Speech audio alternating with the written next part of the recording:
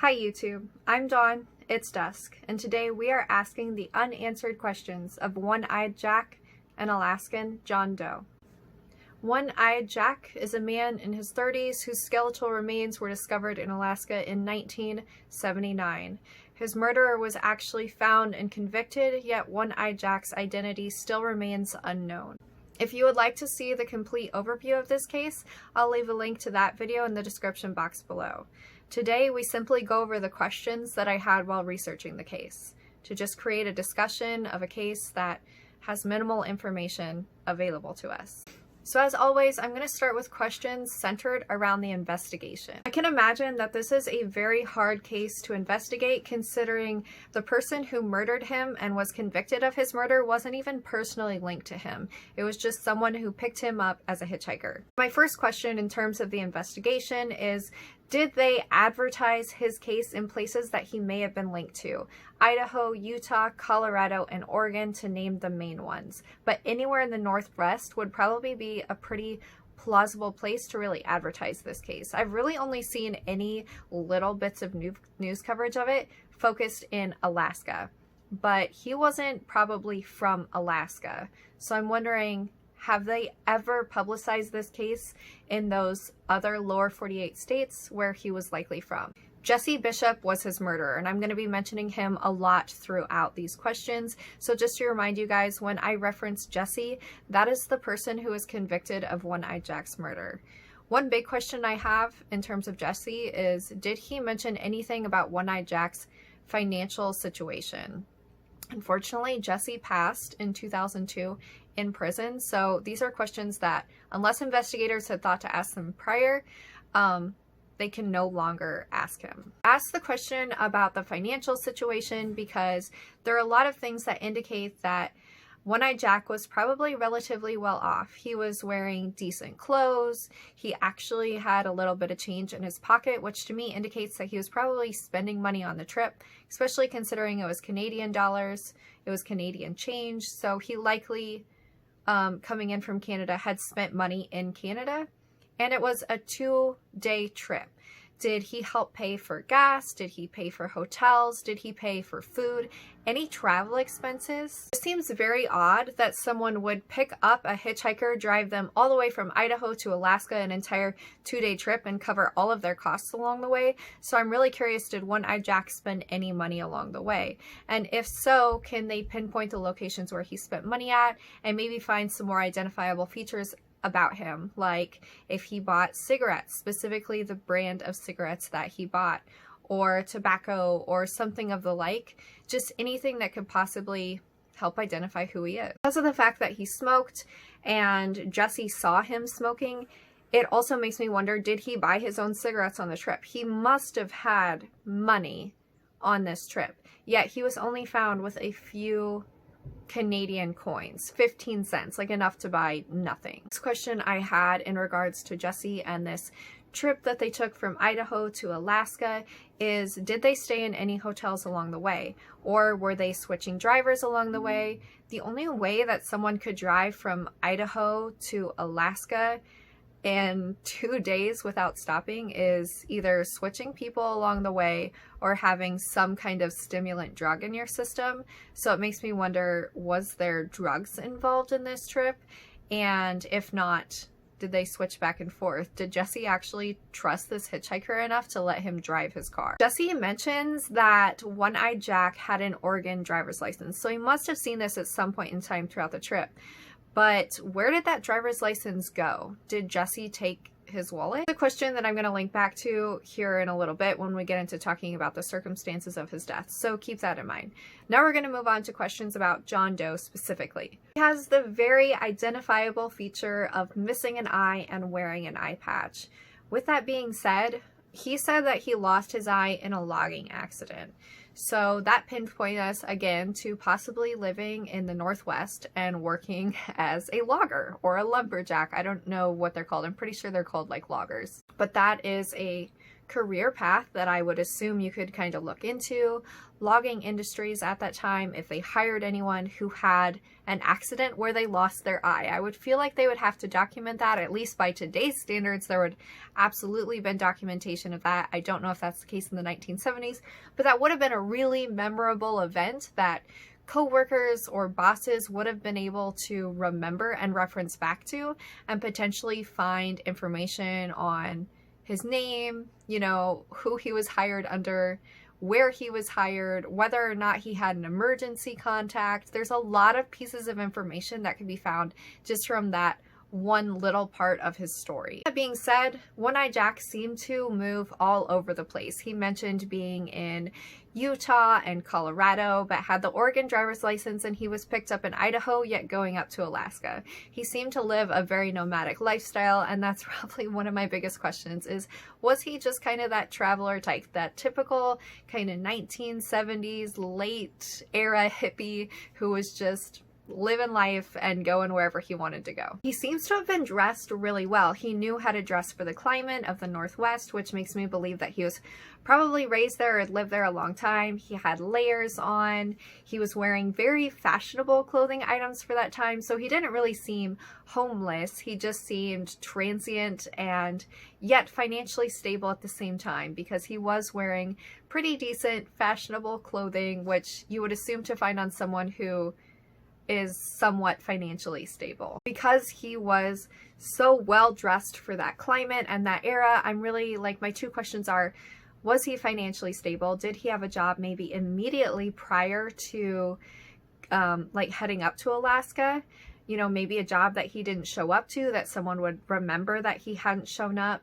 And also, you know, did he spend his entire life in the Northwest? It was briefly mentioned by Jesse that One-Eyed Jack mentioned he was married, and I'm just like that's a huge question for me. Was he married? Wouldn't his wife had issued a like missing persons report by now? Or was he married and then divorced? Was he married and then widowed? Like, we don't know if he was married or not, but just looking into that as another identifiable feature of who he was seems to make sense. With that being said, it was mentioned that he exaggerated stories frequently, and I feel like marriage is something that a lot of people would exaggerate, just kind of trying to pull at the heartstrings of people, be like, oh, I have a wife back home, yada yada yada. It feels like it would fit into like a story that someone was telling. So I don't know if I believe that he was married, because if he was, I feel like his wife definitely would have filed a missing persons report by now, and also known that he was wearing an eye patch and missing an eye, so it would be pretty identifiable and easy to link those two missing people to each other. But yeah, that's a big question for me. Was he actually ever married? Because he lived a transient lifestyle and he had just been picked up as a hitchhiker, Jesse had said that his name was likely John or Jack. But maybe John or Jack was an alias for him, and that's a huge question for me. Could John or Jack have just been a name that he told Jesse was his name? He did have an Oregon driver's license, which leads me to believe that he had some kind of stability in Oregon. Obviously, he had a home address at Oregon in some time, which he used to get that driver's license. So I'm wondering, did he have familial connections there? Maybe close friends? Maybe went to college there or graduated high school there? Something that would definitively link him to Oregon, to where although he was living this transient lifestyle, he did have that Oregon driver's license. Now we're going to move on to questions about his death. And honestly, for the most part, in regards to his death, I don't have too many questions, because Jesse answered a lot of those. He was convicted of the death. I do believe that Jesse killed him. He owned up to it, and there must have been some kind of link in order for him to be convicted and spend his life in prison with that sentence of killing One-Eyed Jack. Everything also adds up. He had Canadian coins in his pocket, and after traveling up from Canada, that just seems like a very reasonable thing to have in your pocket when your body is left on the side of the Alaskan highway. It was also a very long trip, a 2-day long trip, and Jesse said that he murdered him because he was annoyed with him, which is absolutely wretched and disgusting.